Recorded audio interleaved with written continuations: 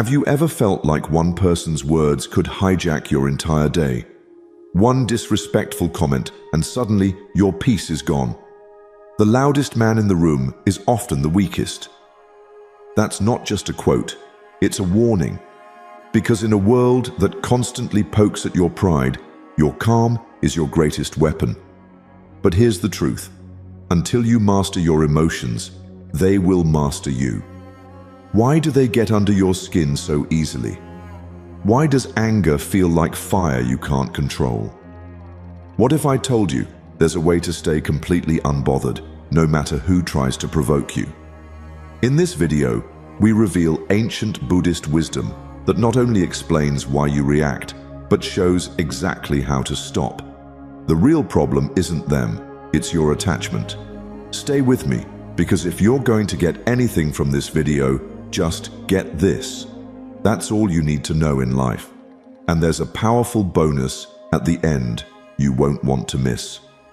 Number 1, the truth about anger. They lied to you. They disrespected you. They didn't appreciate your work, your effort, your loyalty. And now, rage floods your chest. But let me ask you something. Who suffers when you become angry?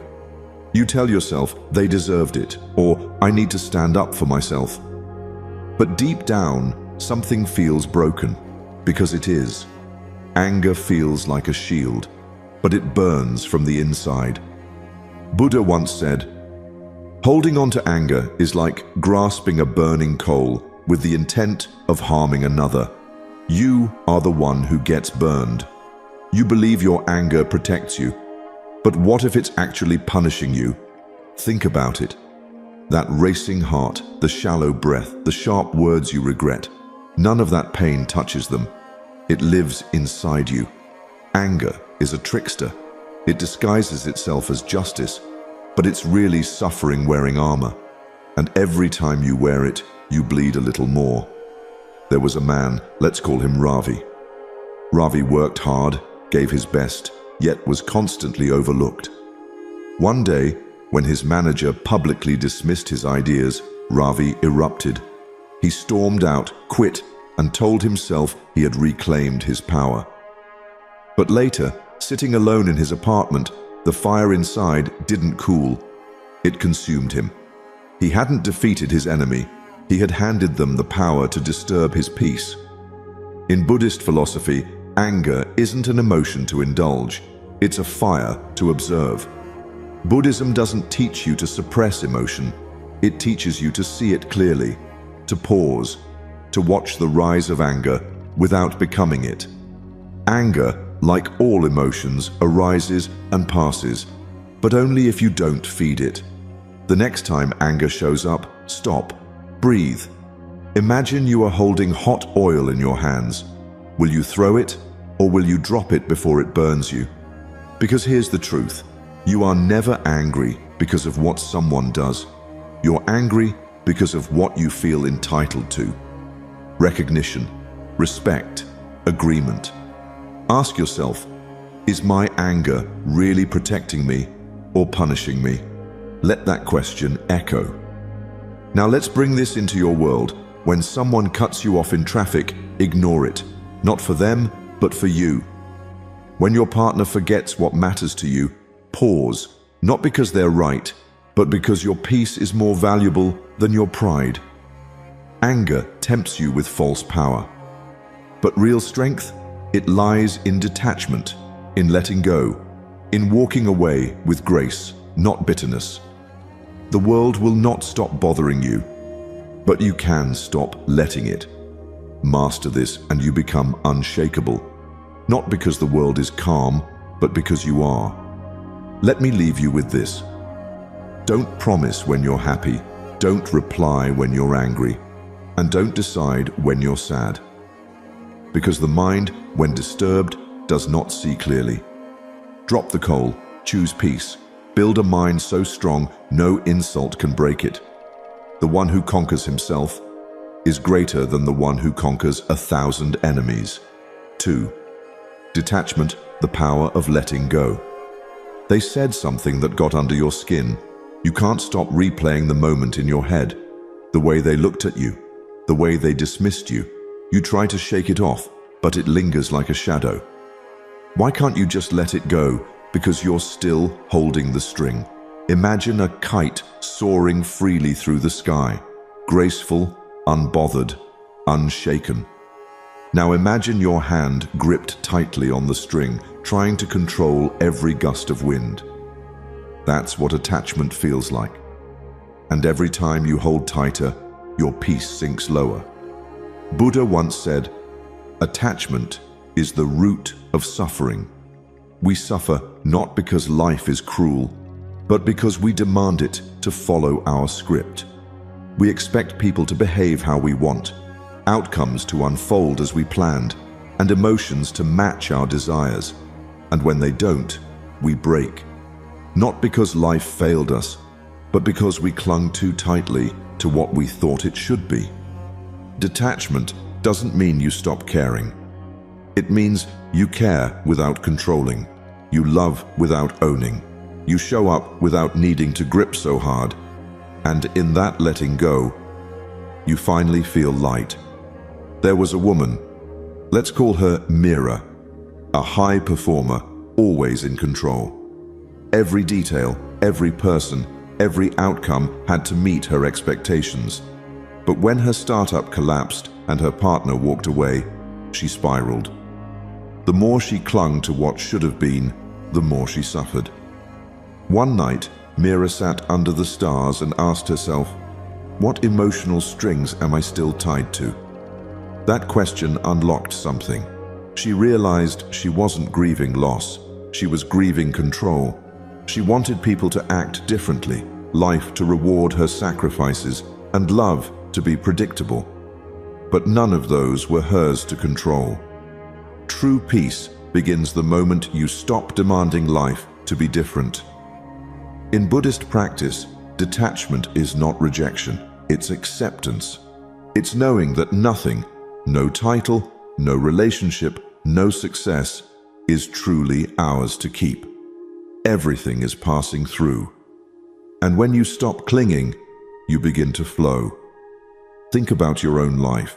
What are you gripping too tightly? Is it someone's approval? The need to always win?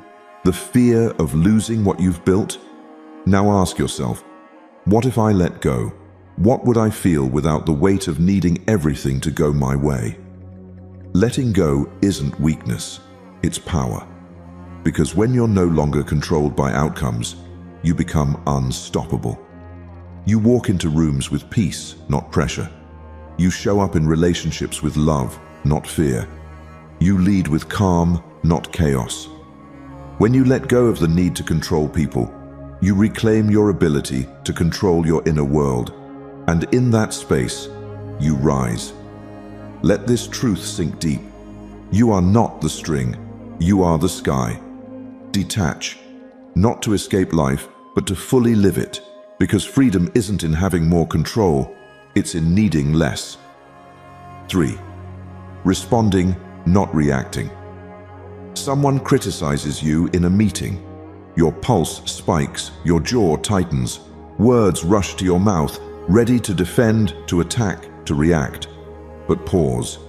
In that single breath between what happened and what you do next, you hold the power to change everything. Most people live like matchsticks, one spark and they burn. One comment and they explode. But what if instead of reacting like fire, you responded like a mountain, still, steady, unmoved? Viktor Frankl once said, "Between stimulus and response, there is a space. In that space lies our freedom." Buddhism lives in that space, that sacred pause between what life throws at you and what you choose to do next. You see, reacting is easy. It's what the ego does to protect itself. But responding, that's a skill, that's a practice, that's power.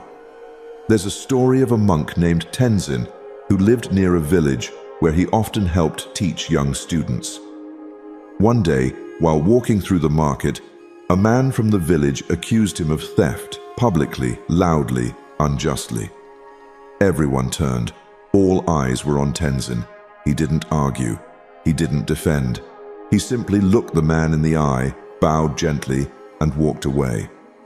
Later, someone asked, "Why didn't you say anything?" He replied, "If someone offers you a gift of anger and you do not accept it, to whom does it belong?" That is what it means to respond. But it's not easy, especially in our modern lives. At work, someone cuts you off mid-sentence. At home, a loved one lashes out. On social media, someone questions your worth. The temptation to snap is overwhelming. But here's the truth. Every reaction costs you peace, and not every moment deserves your fire. What if instead you trained your mind to breathe before it speaks, to pause before it chooses? In that breath, the world softens, the emotion loses control, and you, once a prisoner of impulse, become its master. Ask yourself the next time you're triggered, am I reacting from ego or responding with wisdom? This single question can save relationships, protect your energy, and reshape your life. Buddhism teaches that the mind is like water. When it's turbulent, you can't see clearly. But when it's calm, the truth reflects. Reaction is the storm. Response is the still lake. And in that stillness, you gain clarity. You don't need to suppress your feelings. You just need to stop letting them drive your actions. Let others shout, insult, provoke, let the world swirl around you, but inside, remain unmoved. The matchstick burns quickly, and then it's gone. But the mountain endures storms in silence. So the next time anger stirs, irritation rises, or pride wants to speak, wait. In that wait lies your power. In that pause lives your peace. You can't always control what happens, but you can always choose how you meet it. Reacting is habit. Responding is mastery. 4. Emotional triggers explained. You snap at your coworker again. You feel dismissed in a conversation and the heat rises in your chest. Someone forgets your birthday and suddenly you're spiraling into thoughts of worthlessness. But pause. Was it really about the forgotten message or something deeper? Here's a truth most people avoid. What triggers you rarely begins in the present. It's an echo from the past. The wound is old, but the pain feels new. Buddhism teaches us that the external world is a mirror. When someone triggers you, they're not creating your pain. They're revealing it. The anger, the resentment, the sharp emotional reactions, they're signals, not enemies. Signals of what's unresolved within you. There was once a man named Aaron, respected and successful, yet deeply reactive. Any form of rejection would pierce him. Any slight, even unintended, would send him into quiet rage. One day, after lashing out at a friend over a harmless joke, he sat alone and asked himself, "Why does this always bother me?" That question cracked something open. He remembered being a boy, constantly criticized by his father. Every laugh at his expense felt like shame. And now, decades later, that little boy was still reacting. Your triggers are teachers, but only if you listen. The people who bother you are rarely the real cause. They just press on a part of you that was never healed. When you begin to notice this, everything shifts. You move from blame to awareness, from anger to curiosity, from pain to healing. So ask yourself, what past version of me is reacting right now? Can I meet it with compassion instead of judgment? Because that version of you, the child who felt unseen, the teen who felt not good enough, the adult who felt abandoned, is still waiting for understanding, not from others, but from you. In Buddhist mindfulness, we are taught to observe not just the world, but our internal reactions, not to push them away, but to witness them like clouds passing through the sky. You begin to see that the problem isn't what was said to you, but the meaning you gave it. And often, that meaning is written by your past pain. Next time someone triggers you, pause, breathe, ask, what is this showing me about myself? If you always feel the need to prove yourself, maybe it's because you once felt invisible. If you explode when rejected, maybe it's because you never felt truly accepted. That is where your growth begins. Don't fear your triggers, trace them, understand them, heal them. Because when you do, the world stops being so loud and your mind becomes still. Remember this, people don't push your buttons, they reveal where they still exist. And once you dissolve those buttons, you become untouchable. Emotional triggers are not signs of weakness. They are doorways to your liberation. Walk through them, and you'll discover a version of yourself that is no longer ruled by the past, but rooted in peace. 5. The illusion of control. You plan everything. You schedule the meetings, set the tone, prepare for every outcome. You expect others to follow through, to behave a certain way, to meet you where you are. But then someone disappoints you, shows up late, speaks without care, forgets what mattered to you, and just like that, you're angry again, frustrated, bothered. But is it really about them? Or is it about control?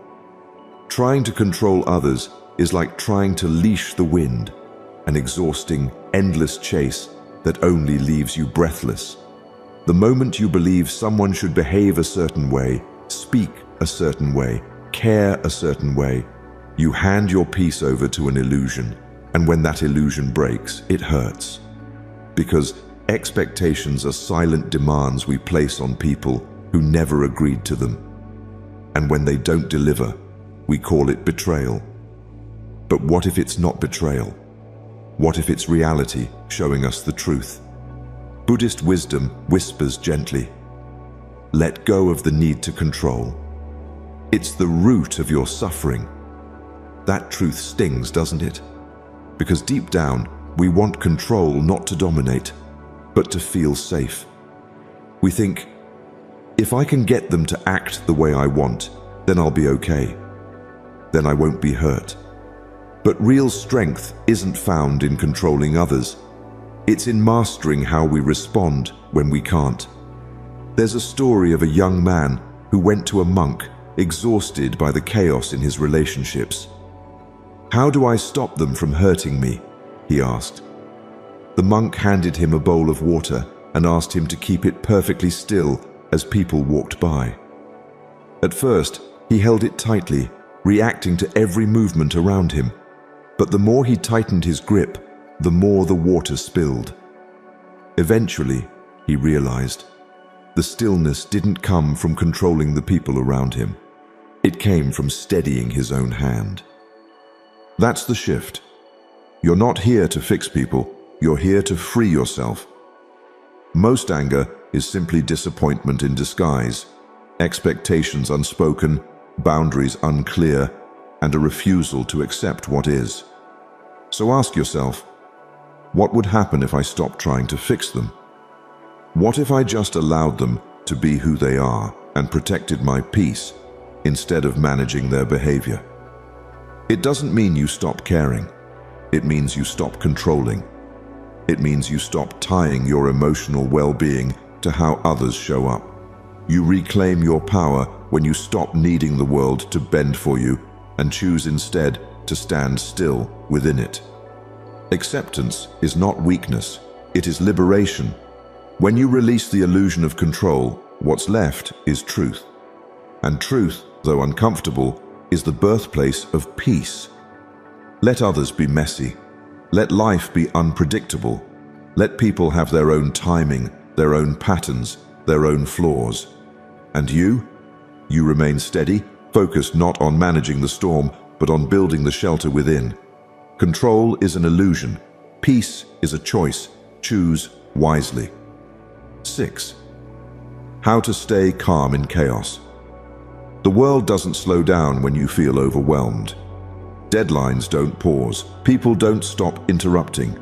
Chaos comes knocking, loud, uninvited, unrelenting. And in those moments, it's easy to get swept away. You react, you snap, you drown in frustration. But what if I told you that your peace doesn't have to depend on the world's noise? That stillness isn't something you wait for, it's something you create. Be the eye of the hurricane, not the wind. Chaos will always swirl around you. Conflicts, delays, unexpected problems. But Buddhist wisdom teaches, peace does not mean to be in a place with no noise or trouble. It means to remain calm in the midst of all that. That shift in mindset is everything. Because the truth is, most people are trying to rearrange the storm. They're waiting for life to calm down before they do. But that's like waiting for the sea to settle before you learn to swim. Real power is choosing peace in the middle of the noise. It's not about escaping pressure. It's about training your mind to be still within it. Think about it. When the world starts spinning, where do you go? Your breath is the anchor. Your awareness is the center. You don't stop the storm, you stop yourself from becoming it. There's a story of a monk who lived near a noisy village. Every morning, the sound of arguments and carts and chaos would echo through the temple walls. His students complained constantly. One day, the monk simply said, "You can learn from silence." But true wisdom is when you find silence within the noise. Over time, he taught them how to meditate with the noise, not against it. They stopped resenting the world and started mastering themselves. This is your invitation. What if your calm no longer depended on conditions? What if you trained your mind to stay grounded even when plans fall apart, people disappoint you, or things feel unfair? That's not passivity. That's discipline. That's emotional strength. Calm isn't weakness, it's leadership. It's clarity in confusion. It's the space where the wisest decisions are made. So next time the chaos rises, breathe, deep, deliberate, present. That breath is a doorway back to your center. The storm may rage outside, but you get to decide how you show up within it. Ask yourself, can I remain still when the world storms around me? What happens when I choose calm anyway? Because that's the practice. In traffic, in tension, in uncertainty. To pause instead of panic. To respond instead of react. You're not here to match the chaos. You're here to rise above it. Remember this. The calmest person in the room holds the most power. And that power isn't about dominance. It's about presence. When you master the art of staying calm, you become unshakable. Not because the world changed, but because you did. Stillness is your superpower. Calm is your rebellion. Chaos may visit, but it does not own you. 7. Compassion over conflict. Someone snaps at you. A coworker throws sarcasm like a dagger. A loved one withdraws, cold and distant. Instinctively, you brace for battle, defend, correct, retaliate. But what if you paused? What if you saw their outburst not as an attack, but as a symptom? See their anger as a fever, not a sword. When someone is burning with pain, it's rarely about you. It's about something much deeper, often invisible. Buddhist wisdom teaches, understanding is the foundation of love. Without it, there is no peace. And sometimes, understanding doesn't need to agree, it only needs to see. Think back to a time when you lashed out, not because you were strong, but because you were exhausted, misunderstood, overwhelmed. People lash out from pain, not power. The person in front of you, the one who's rude, impatient, or unkind, they're not always being cruel. They may be drowning in their own emotional chaos. And your reaction, that's your moment of choice. Retaliate or rise. React or reflect. There's a story about the Buddha walking with his disciples. A man approached and began shouting insults at him. The Buddha remained calm. When asked later, Why he didn't respond, he said, "If someone offers you a gift and you don't accept it, who does it belong to?" The disciples understood. Not every emotion thrown at you must be carried, and not every conflict needs to be escalated. Sometimes the strongest response is no response at all, but a silent awareness that sees pain where others see offense. This doesn't mean you become passive. It means you lead with compassion, not compliance, but consciousness. When someone lashes out, ask yourself, what is this person battling inside that I cannot see? Maybe it's grief. Maybe it's fear. Maybe they're fighting a storm they haven't named yet. Compassion doesn't excuse behavior. It transforms your relationship with it. You begin to realize this moment is not about being right. It's about being wise. Offer space if needed. Silence if words will only wound. Kindness if your heart has the strength. And even if you can't respond with warmth, respond with non-harm. Because when you don't add fire to fire, you become the one who ends the cycle. Imagine how powerful you'd become if no one else's chaos could provoke your own. That's not weakness, that's emotional mastery. It takes discipline to see pain where others see punishment. It takes inner strength to protect your peace instead of proving your point.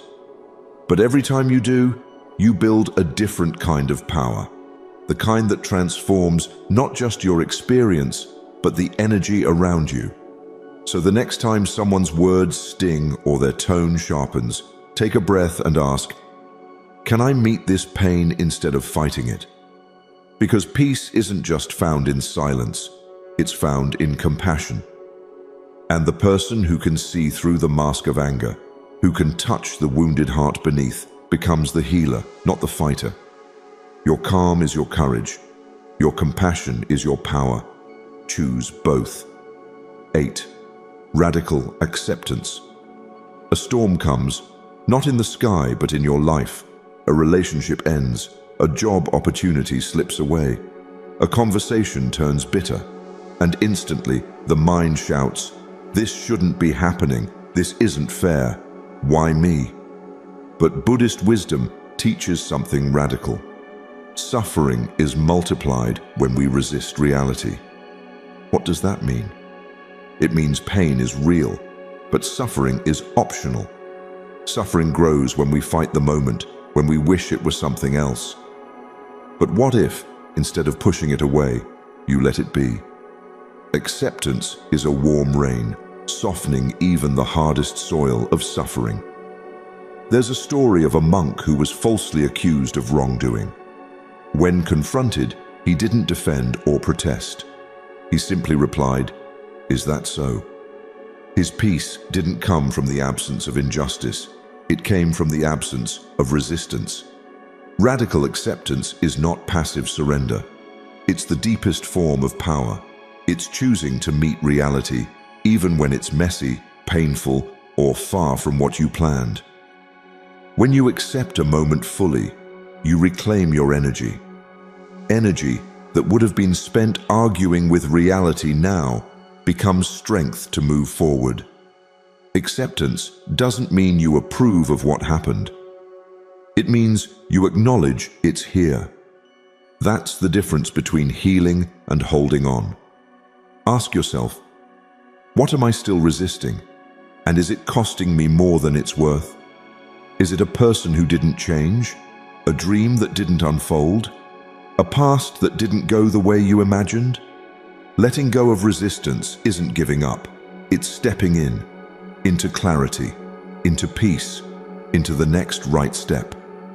Acceptance allows you to shift from why me to what now. That's the moment transformation begins. Because when you stop wrestling with reality, your hands are finally free to build something new. Think about the most difficult moment in your life. How much of the pain came from the event? And how much from your expectation that it should have been different? We think control gives us peace, but often it's our control that destroys it. To accept what is, without condition, without judgment, is to say, this is what life is offering me right now. I will meet it with grace. Radical acceptance is not the end. It's the beginning of a new kind of strength, the kind that doesn't depend on the world being perfect. It depends on you being rooted in presence. When you accept the moment, no matter how chaotic or painful, you anchor yourself in what is real. That's not weakness, that's wisdom. So the next time life disappoints you, when things don't go your way, breathe and ask, can I meet this moment exactly as it is? You might find that peace was never far away. It was just waiting for you to stop resisting. True strength isn't found in control, it's found in surrender. And surrender isn't falling, it's finally standing with life, not against it. 9. You are not your emotions. A wave of irritation rises in your chest. Maybe someone interrupts you, criticizes you, dismisses you. Instantly you feel it. The tightness, the heat, the urge to react. And in that moment, you believe the emotion is you. But it isn't.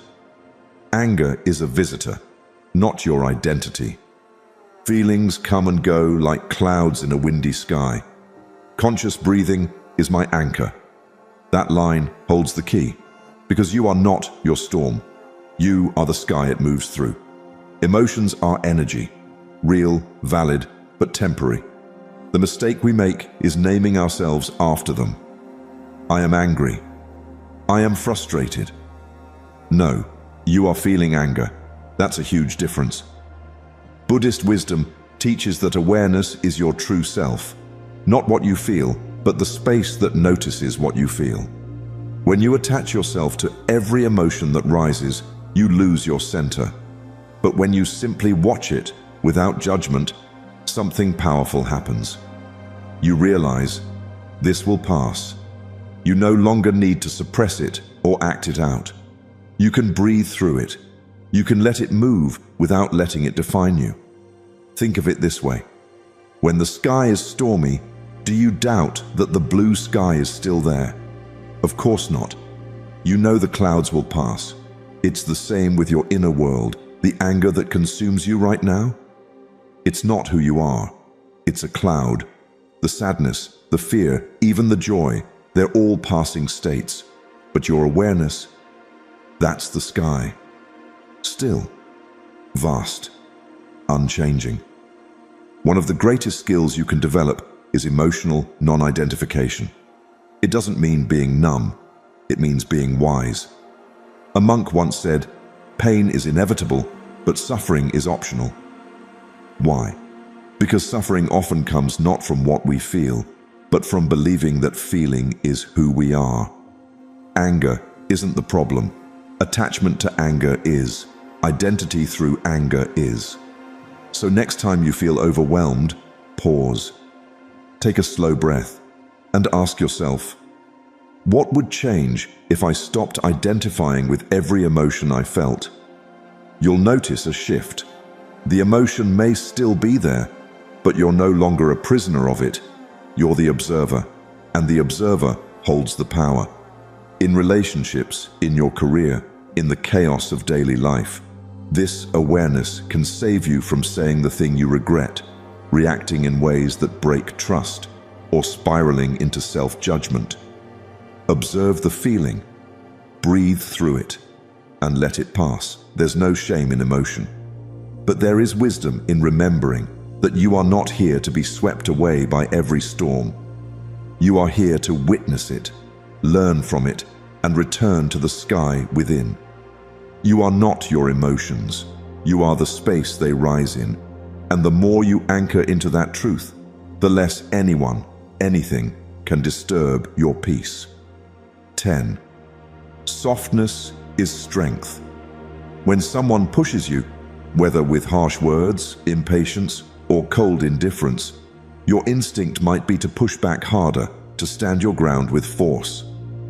But what if strength didn't come from clenching your fists tighter, raising your voice louder, or digging in deeper? What if true power lies in softness, in flow, like water carving stone, not by brute force, but patient persistence? The ancient Buddhist wisdom whispers this truth. The soft overcomes the hard. The gentle is stronger than the forceful. It challenges everything we've been taught about strength. Because softness is often mistaken for weakness, but in reality, it is the foundation of resilience and calm sovereignty. Imagine a river winding through a rocky canyon. It doesn't fight the stone, it embraces it, flowing around it, slowly shaping it over time. In your life, when faced with aggression or conflict, meeting it with grounded softness means choosing presence over reaction. It means responding with calm, with compassion, with a silence that holds space rather than explodes. Stillness and silence are not submission, they are sovereignty. Your quiet claim to inner freedom, your refusal to be dragged into the chaos others create. We live in a world that equates force with success, speed with power, confrontation with strength. But consider this: how many battles have you lost because you met resistance with resistance, anger with anger? How often has force only escalated the tension? There is a radical power in being soft without breaking, in being gentle without giving in. When you refuse to react with the same aggression thrown at you, you disarm the conflict. You stop feeding the fire and let it die down. Ask yourself honestly, am I choosing force out of fear? Is my reaction driven by the need to protect a fragile ego or prove my worth? Or could softness be the real power, one that comes from deep self-knowledge and trust in your own calm? When you choose softness, you reclaim your energy. You don't waste it trying to overpower others. You conserve it to nurture your peace, your purpose, your path. Softness allows you to remain open, to hear beyond the noise, to understand without immediate judgment, to lead with empathy, even in difficult moments. It lets you move through the world without leaving a trail of hurt behind. And that is strength, that is mastery. So when someone tries to anger you or unsettle your calm, picture yourself as water flowing around obstacles, not a wall crashing into them. Hold your center, breathe, respond with softness, not force. This is your sovereignty. This is your power. In embracing softness, you don't become weak, you become unstoppable. 11. Let silence win.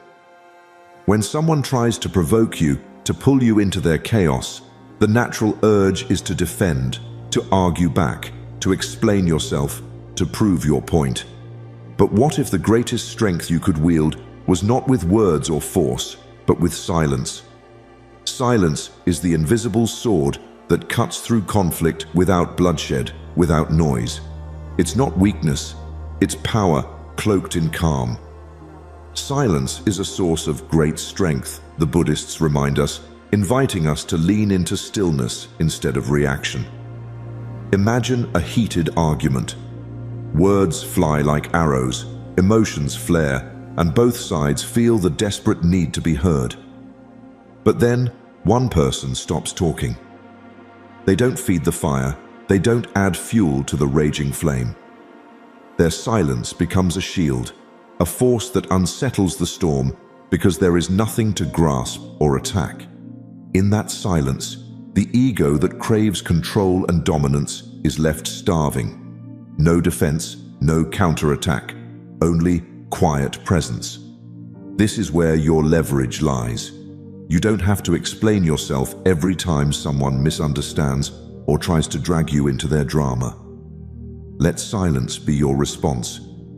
Let it be the answer that defies expectation and frustrates the urge for conflict. It doesn't mean you are passive or weak. It means you have chosen a higher ground where peace isn't the absence of disagreement, but the refusal to engage in needless battle. By not reacting, you maintain control over your energy, your mind, your peace. Ask yourself, what would happen if I didn't defend, explain, or fight back this time? What if instead of arguing, I simply held space in silence? The world is often noisy and frantic, but silence can cut through the noise like a sword. It dismantles tension not by force but by absence. Absence of reaction, absence of struggle. In that absence, others may reflect, cool down, or simply reveal their own unrest without your participation. Silence disarms anger, confusion, and insult because it's unpredictable. People expect us to react, to argue back, to justify ourselves. When we don't, we become an enigma, a force that can't be bargained with through anger or provocation. This is freedom. Freedom from the cycle of conflict, from the draining need to be right or understood by everyone. In embracing silence, you reclaim your power. You become the calm eye in the storm, the quiet presence that doesn't need validation or approval. You allow your peace to be unshakable, your mind unclouded by ego's demands. So the next time anger or criticism comes your way, try letting silence win. Watch how it shifts the energy, how it protects your heart, and how it keeps your spirit strong. This is the strength of silence, the invisible sword you carry always. Bonus lesson: joy is the ultimate protection. Imagine walking through a crowded room, feeling the weight of others' judgments and frustrations pressing in on you. You might think their words or actions have the power to break your spirit, to disturb your peace. But what if I told you there's an invisible shield you can wear? A shield so strong that no insult, no anger, no outside turmoil can pierce it. This shield is joy. A joyful mind is a fortress that no enemy can penetrate, says the wisdom of the ages, reminding us that joy is not just a fleeting feeling, but a powerful protection. It's the calm in the storm, the lightness of being that shields your heart from the chaos around you. Joy isn't about ignoring life's challenges or pretending everything is perfect. It's deeper than happiness tied to external events. Joy is cultivated from within, born from gratitude for what is, presence in the moment, and an attitude that chooses light over burden. When you cultivate joy daily, through small moments of appreciation, mindful breathing, or simply noticing the beauty in a mundane moment, you build a fortress around your inner self. This fortress doesn't make you immune to difficulty, but it makes you resilient to being shaken by it. Think about it. How often do you give your mood away on loan? Maybe a rude comment from a colleague, a harsh word from a loved one, or a stressful deadline steals your calm, your joy, and leaves you depleted. But what if you took back that power? What if you made joy your default setting, your first response instead of anger, frustration, or worry? The energy you carry, the mindset you choose, influences not only how you feel, but also how the world interacts with you. When joy becomes your foundation, you don't just protect yourself from others' negativity, you transform it. People who seek to disturb your peace find their efforts thwarted like arrows bouncing off a shield. The energy of joy is magnetic, inviting peace, kindness, and clarity. It's a quiet strength that doesn't need to argue or defend itself because it simply is. Ask yourself, am I giving my mood away too easily? Am I lending others the power to control how I feel?